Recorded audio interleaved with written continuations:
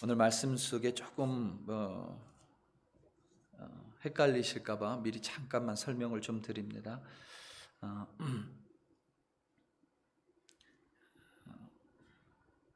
16절에 보면 거루라고 되어 있죠. 이 거루배의 줄임말을 거루라고 하는데, 거루배는 뭐냐면 이 배들을 보면은 이 구명보트라는 게 있죠. 배에 사고가 나면 이제 그 구명보트, 작은 구명보트를 타고 이렇게 목숨을 구하는 그런 구명보트인데, 예전에는 그 구명보트를 배 위에 실었던 것이 아니라 배의 말미에다 밧줄을 이용해서 그 거루를 이렇게 끌고 갔습니다. 그런데 폭풍이 몰아치면 이 뒤에 있는 거루배가 그 폭풍 때문에, 작잖아요. 그 폭풍 때문에 휘둘리다가 배의 선체를 때리고 파괴시킬 수가 있기 때문에, 폭풍이 일어나거나 바람이 세게 일면 이 거루배를 잡아서 배 위로 올려놨었습니다. 어떤 항해의 방법 중에 하나라고 해요. 그래서 오늘 유라굴라 광풍을 만나서 이 뒤에 있는 거루배가 칠까봐 그 배를 끌어들인 것이고, 그리고 밧줄로 선체를 묶어서 더 단단하게 만들었다, 이렇게 이해하시면 되고요. 스르디스라는 것은 그냥 바닥이 낮은 모래로 되어 있는 바다라고 생각하면 됩니다. 바다인데 수면이 낮고요, 모래로 되어 있기 때문에 배가 그 지역을 잘못 지나가다가는 모래에 부딪혀서, 모래 언덕에 부딪혀서 파손될 수가 있습니다. 그래서 광풍 때문에 배가 쓸려가는데 거룻배 때문에 배가 혹시나 망가질까, 혹은 이 스르디스라는 모래 해변에, 모래 바닷가에 걸려 파괴될까 조심했다, 이렇게 오늘 말씀을 이해하시면 됩니다. 폭풍 속의 하나님 네 번째 시간, 하나님을 믿노라. 뒤에 있는 사진은 제가 좀 이따 보라고 하실 때 보면 되고요, 저를 이렇게 보시면 됩니다. 폭풍 속의 하나님 네 번째 시간, 하나님을 믿노라 라는 제목으로 주의 말씀을 증거합니다. 폭풍 속의 하나님, 폭풍 가운데 함께 계시는 하나님이란 시리즈로 하나님의 말씀을 전합니다. 그리고 오늘은 그 마지막 시간입니다. 우리는 종종 우리의 인생을 항해로 비유합니다. 그 항해 속에서 저와 여러분은 각자의 배를 타고 바다를 헤쳐나가지요. 때로는 예상하지 못한 폭풍이 찾아오기도 합니다. 예상하지 못한 파도와 바람이 휘몰아칠 때가 있습니다. 때로는 하나님의 말씀에 순종하지 않아 거센 파도가 내 배를 덮칠 때도 있습니다. 때로는 하나님의 말씀에 순종했음에도 불구하고 세찬 바람이 내 배를 몰아칠 때도 있습니다. 하지만 그 속에서 우리는 하나님의 존재를 분명하게 볼 수 있어야만 합니다. 믿는 자라면 반드시 하나님의 존재를 우리는 볼 수 있어야 하는 줄로 믿습니다. 하나님께서는 당신의 계획과 섭리를 가지고 우리를 폭풍 가운데서 반드시 선하게 이끄시는 선하신 하나님이시기 때문입니다. 그런데 폭풍 중에 우리가 예상하지 못하는 폭풍도 있고, 말씀에 순종하지 않았기 때문에 오는 폭풍도 있고, 말씀에 순종했음에도 불구하고 나에게 오는 폭풍도 있지만, 폭풍 중에는 우리가 예상할 수 있는 폭풍이 있습니다. 오늘 오후부터 눈이 많이 온다고 했죠. 기온이 대단히 많이 떨어진다고 합니다. 저는 아직도 화씨가 아니라 섭씨로 온도를 보는 걸 좋아하는데, 영하 17도, 18도까지 떨어진다고 하죠. 눈도 많이 내리고 아주 추울 것이라고 예상을 합니다. 그래서 우리는 지금도 예배 마치자마자 빨리 가야지, 이런 생각을 가지고 계신 분들이 분명히 있을 거예요. 그리고 또 어떤 분들은 어제 미리, 날이 좋았던 어제 미리 좀 몇 가지 식료품들을 사다 놓으신 분들도 있을 것입니다. 월요일, 화요일 동안은 절대 밖까지 나가지 않고 집에만 방콕하겠다, 어떤 단호한 결단을 이미 하신 분들도 저는 있을 것 같아요. 왜 여러분, 우리가 이런 걸 왜 이렇게 예상할 수 있을까요? 어떻게 이런 예상을 할 수 있을까요? 일기예보 때문이죠. 일기예보. 위성을 비롯한 기상 시스템을 통해서 우리는 폭풍이 올 것이라는 것을 미리 알 수가 있습니다. 눈이 얼만큼 내릴 것인지, 기온이 얼마나 떨어질 것인지, 혹은 여러분 카리브해에서, 우리가 캐리비안 해라고 이야기하기도 하는데, 카리브해에서 불어오는 태풍의 강도도 우리는 예상할 수 있고요. 또 그 태풍의 경로까지 우리는 예상할 수 있습니다. 모두가 이 기상 예보 시스템 덕분이죠. 이러한 눈폭풍 혹은 허리케인과 같은 폭풍에 대한 예보를 들으면 우리는 여러분 어떻게 해요? 준비를 합니다. 당연히 여러분 준비를 해야만 하죠. 준비를 하지 않으면 여러분 그게 이상한 것입니다. 식료품 같은 것도 미리 사다 놔야 되고, 물도 사다 놔야 되고, 또 눈폭풍이 온다고 하면 바깥에 스프링클러도 한 번 더 체크해야 되고, 외부 혹은 내부에 있는 워터 파이프, 그러니까 수도관도 우리 한번 체크해야 되죠. 여러분 이유는 간단해요. 폭풍으로부터 피해를 당하지 않기 위함입니다. 눈폭풍이 오고 태풍이 오는데 굳이 여러분 그 가운데로 뛰어드는 사람이 있을까요? 나는 이 눈폭풍이 얼마나 강한가, 이 일기예보가 진짜 맞는가 한번 뛰어 들어가 보리라 하고 눈이 막 휘날리는데 차를 몰고 가는 사람이 있을까요? 야, 정말 비가 얼마나 오는지, 기상예보가 맞는지 내가 통을 한번 세워놓고 그 태풍의 한가운데 들어가서 진짜 비가 얼마나 오는지 내 스스로 한번 체크해 보리라. 이런 사람들 없죠. 그런 사람들이 있으면 우리 뭐라고 해요? 그렇죠. 크게 얘기하셔도 돼요. 미쳤구나 그러죠. 예. 그럽니다. 눈폭풍이 오고 태풍이 오는데 굳이 그 가운데로 뛰어드는 사람은 없습니다. 상식이에요. 너무 강조할 필요도 없습니다. 그런데 이처럼 너무도 당연함에도 불구하고 우리는 종종 이 폭풍의 한가운데로 뛰어들 때가 있습니다. 어떤 사람들은 종종 폭풍의 한가운데로 자신의 인생을 던져버릴 때도 있습니다. 바로 욕망으로 인한 폭풍입니다. 우리가 욕망이라는 단어를 자주 안 쓰기 때문에 우리가 좀 자주 쓰는 단어로 바꾸자면 욕심으로 인한 폭풍입니다. 사람이 욕망을 품게 되면, 욕심을 품게 되면 여러분 그 욕망과 욕심은 반드시 폭풍이 되어 그 사람을 덮칩니다. 시간의 문제지 그 폭풍은 반드시, 그 욕망은 반드시 폭풍이 되어서 나를 덮치는 끔찍한 일이 될 수 있습니다. 너무 당연한 사실입니다. 욕망을 품으면 반드시 그 욕망은 폭풍이 되어 그 사람을 덮칩니다. 너무 분명한 사실입니다. 태풍에 관한 일기예보보다 더 확실한 사실입니다. 그럼에도 불구하고 우리는 여전히 욕망의 한가운데로 뛰어들 때가 있다는 사실입니다. 이미 많은 폭풍 때문에 여러분 우리는 어려움을 겪습니다. 예상하지 못한 폭풍 때문에, 말씀에 순종하지 못한 폭풍 때문에, 순종했음에도 불구하고 다가오는 믿음의 시련 때문에 우리는 참 많은 폭풍을 맞이합니다. 그럼에도 불구하고 스스로 욕망 가운데 뛰어드는 사람은 그럼에도 불구하고 스스로 폭풍을 만드는 셈입니다. 사도 바울은 죄수의 신분을 타고 로마로 향해 가는 배에 승선했습니다. 잠시 지도를 여러분 보시면요, 가이사라, 저 제일 끝에 우측, 여러분들이 보기에는 우측이겠죠. 우측 하단에 보면 시나이라고 크게 혹시 보이세요? 가장 끝에 그 위에 예루살렘, 그 다음 가이사라가 있죠. 가이사라에서 이렇게 화살표가 시작이 되죠. 이 가이사라에서 사도 바울은 아드라무테노라는 배를 타고 시돈을 거쳐서 저 구르브를 지나서, 감사합니다 집사님. 네, 저 구르브를 지쳐서 무라까지 가게 됩니다. 무라라는 도시까지 가게 됩니다. 그리고 무라에 도착해서 사도 바울과 그 일행은 이달리아로 가는 알렉산드리아호라는 배로 옮겨 탑니다. 배를 한번 옮겨 탄 거예요.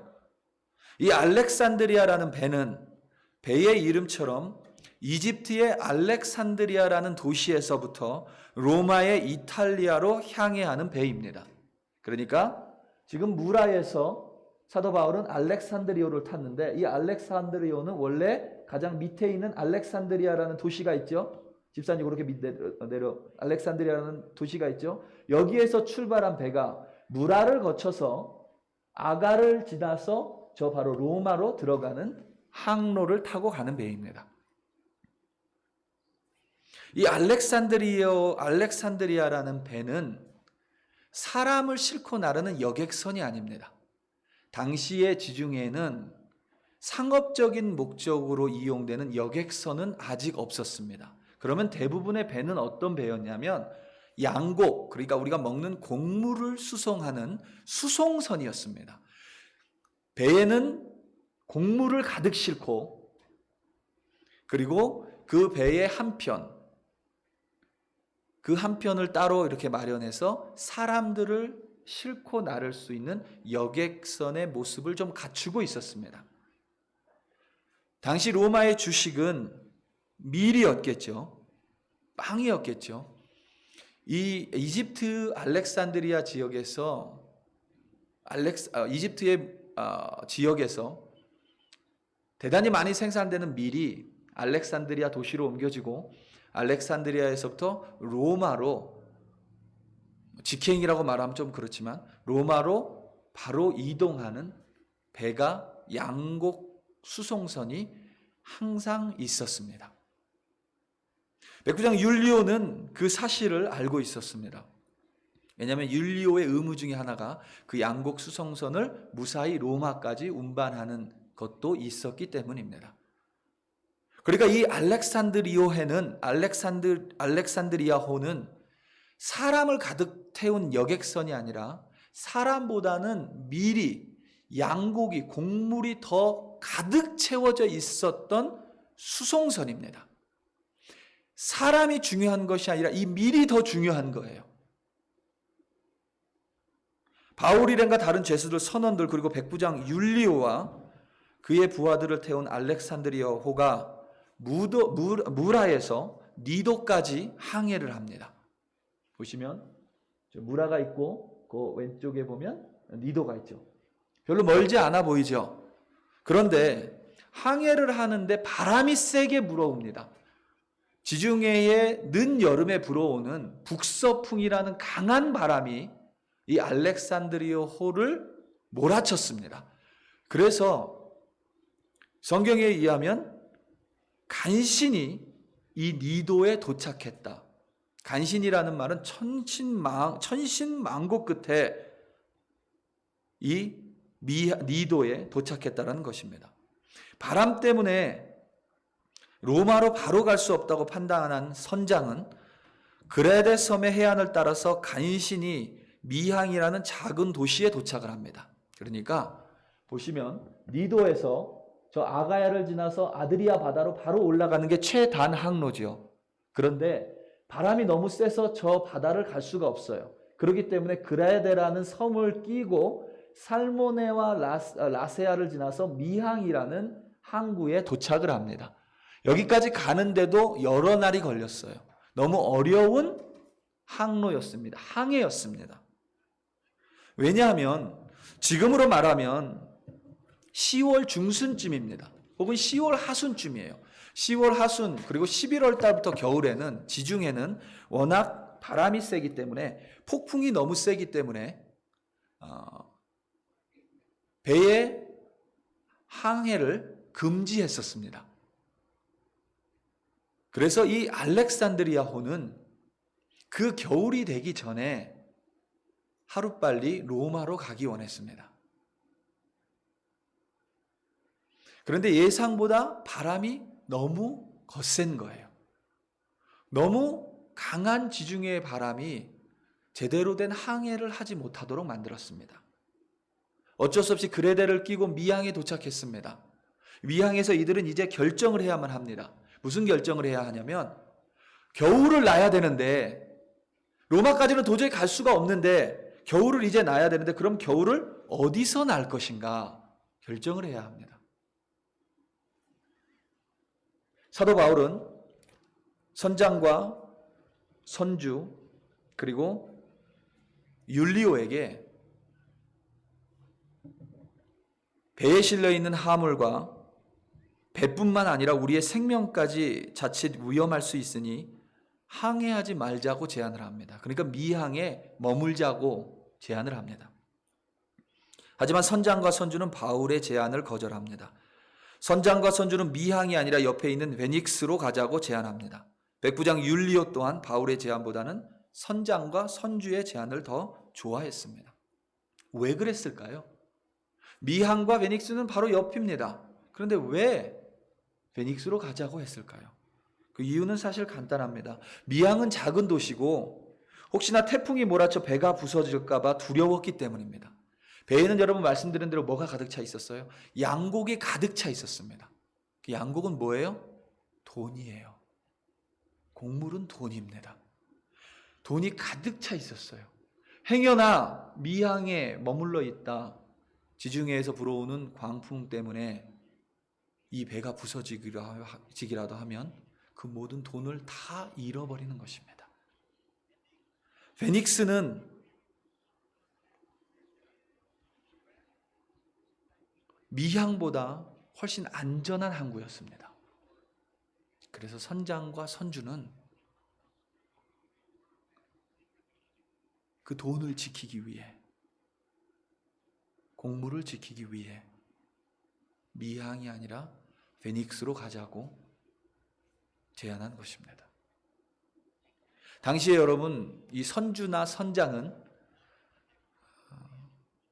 곡물을 수송하고 나면 그거에 따른 돈을 받았습니다. 그리고 선주는 그 돈의 일부를 띄어서 선장에게 나눠줬습니다. 만약에 이들이 이 곡물을 모두 잃어버리게 되면 선장과 선주는 1원 한 푼 받을 수 없는 처지가 됩니다. 그렇기 때문에 만약이라도 파선이 될까 봐 이들은 보다 안전한 베닉스로 가서 겨울을 나기 원했습니다. 뭘 위해서 안전을 추구했어요? 사람의 목숨을 위해서 안전을 추구한 것이 아니죠. 사도 바울은 분명히 알았습니다. 잘못하면 우리 목숨도 위험하다. 곡물뿐만 아니라 목숨도 위태하다. 그러니 미항에 남자. 선장과 선주는 사람의 생명은 중요하지 않았습니다. 그들에게 중요한 건 곡물, 곧 돈이었습니다. 결국 돈을 향한 욕망 때문에 이들은 베닉스로 가기로 결정을 합니다.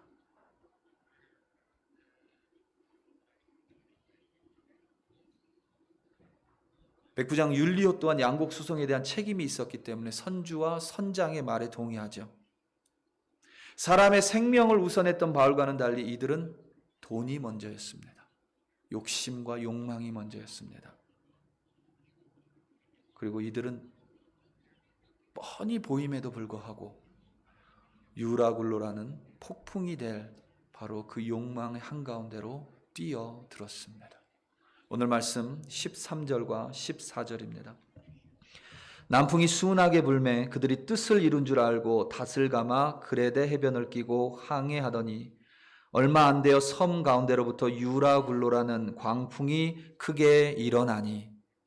여러분, 왜 욕망이 폭풍으로 올 것을 알고 있음에도 불구하고 우리는 여러분 알고 있습니다. 욕심이 폭풍으로 나에게 다가올 것이라는 것을 우리는 알고 있습니다. 알고 있음에도 불구하고 여러분 왜 욕망으로 뛰어드는지 아십니까? 왜 이들은 폭풍을 만날 수 있음에도 불구하고 욕망으로 뛰어든지 아십니까?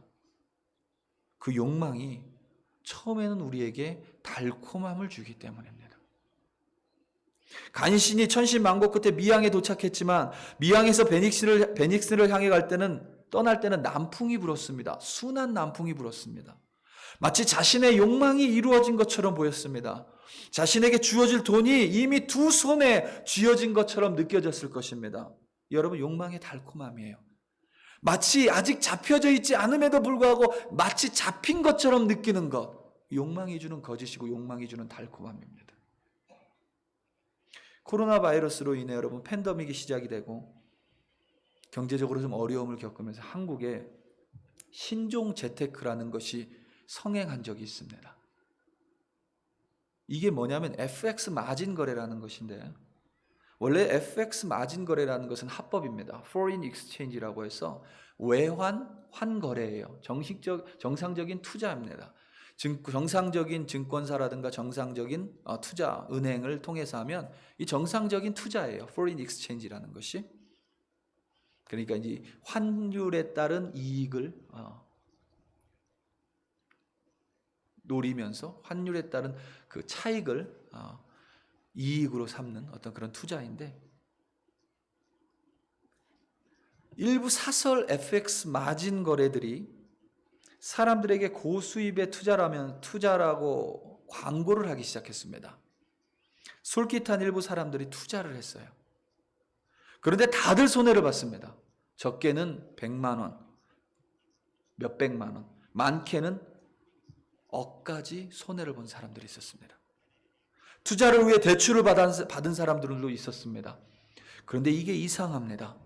외환 투자 전문가도 이 사설 FX 마진 거래처에서 하는 이 프로그램은 이해할 수가 없답니다. 이유는 마치 이게 야바위와 같답니다. 여러분, 야바위가 뭔지 아세요? 왜 예전에 여러분 TV나 아니면 우리가 흔히 얘기하는 야시장 같은 데를 가면 이렇게 판때기를 하나 놓고 돈 먹고 돈 넘게 해가지고 이렇게 막 하시는 분들 있죠. 콩을 찾으라고 해서 막 컵을 막 이렇게 하고, 그 야바위라고 하잖아요. 이 사설 업체들이 말은 FX 마진 거래, 그래서 Foreign Exchange 거래라고 광고하면서도 이들은 프로그램을 조작해서 마치 이 야바위처럼 사람들의 돈을 갈취하고 있었던 것입니다. 자신들이 사기를 당한 것 같다고 하면서 고발한 사람들의 인터뷰를 제가 보니까 그 PD가 그래요.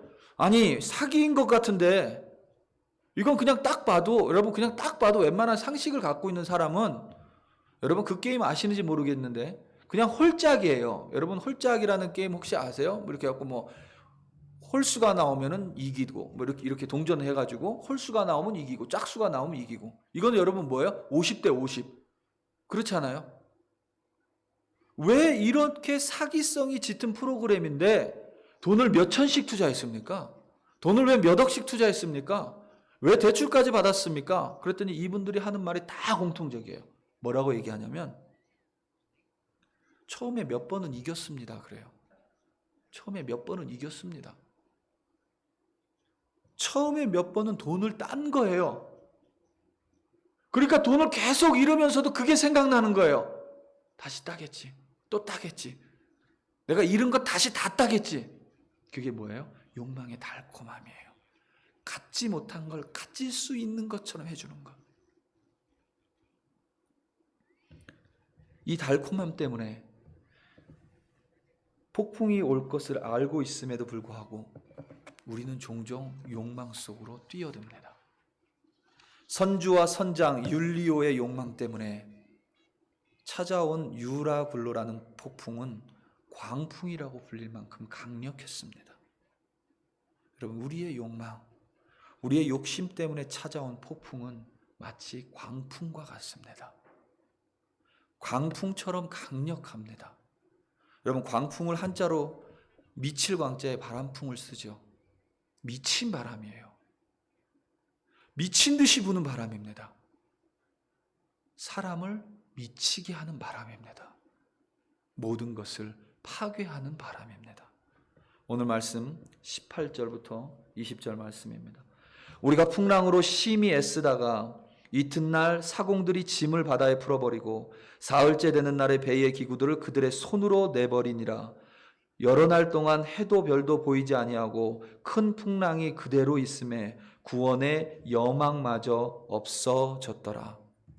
우리가 여러분 풍랑으로 심히 애쓰다. 그러니까 배에 탄 모든 사람들이 애썼습니다. 미친 바람, 광풍을 이기려고 노력했습니다.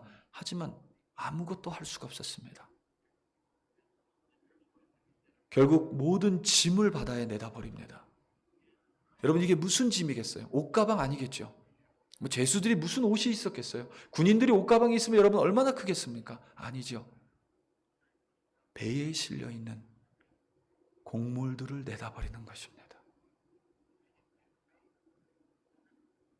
그들이 그토록 지키기 원했던 것, 폭풍이 올 줄 알면서도 불구하고 그 욕망 때문에 그 욕망을 이루고 싶어서 그토록 두 손으로 갖기 원했던, 자신의 두 손을 가득 채워줄 거라고 믿었던 그 곡물을 다 갖다 내다 버리는 것입니다.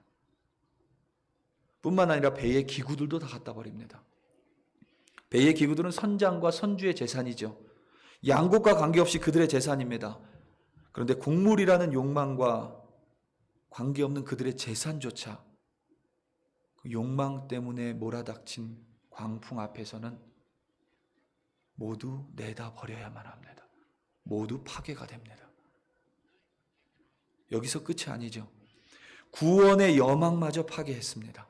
구원의 여망이라는 것을 쉽게 말하면 뭐겠어요? 살 소망입니다.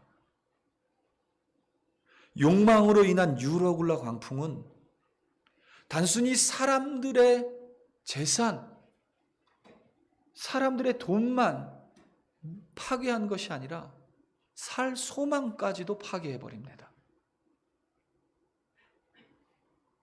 여러분 어떻게 미치지 않겠어요? 모든 것이 다 파괴됩니다. 욕망으로 인한 광풍이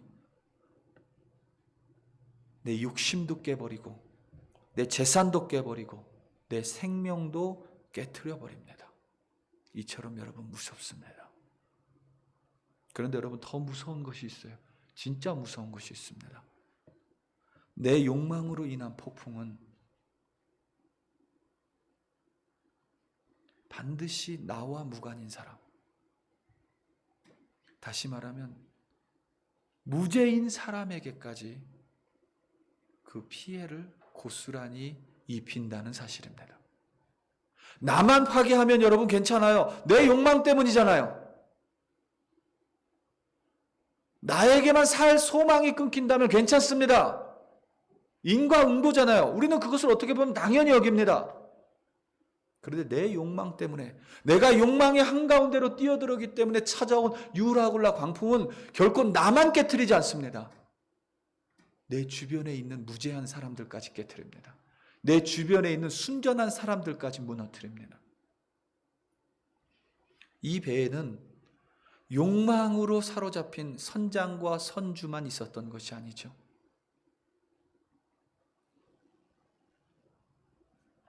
죄인들도 타고 있었습니다. 그들이 죄를 졌기 때문에 죽어 마땅하다, 뭐 그럴 수 있습니다. 그런 생각할 수 있습니다. 하지만 그 배에는 여러분 바울 일행이 타고 있었습니다. 바울 일행이 무슨 죄를 지었죠? 아무 죄도 짓지 않았습니다. 정확히 누가 타고 있느냐 잠깐 내려놓고 우리는 정확하게 두 사람은 알 수 있죠. 사도 바울과 누가는 그 배에 타고 있었습니다. 누가는 의사였죠. 의로운 사람이었죠. 누가복음을 지은 사람이죠. 적은 사람이죠. 사도행전을 적은 사람이죠. 사도 바울 또한 마찬가지죠. 사도 바울과 누가는 욕망의 바다 가운데 뛰어들지 않았습니다. 이들은 이익 때문에 베닉스로 가자고 하지 않았습니다. 이들에게는 양곡이 우선이 아니었습니다. 자신의 손에 채워질 그 무언가 이익이 우선이 아니었습니다. 바울은 계속해서 이야기했습니다. 목숨을 잃을 수도 있다. 미항에 남아야 된다. 목숨을 가장 소중하게 생각하는 사람이었습니다. 생명을 가장 소중하게 생각하는 사람이었습니다.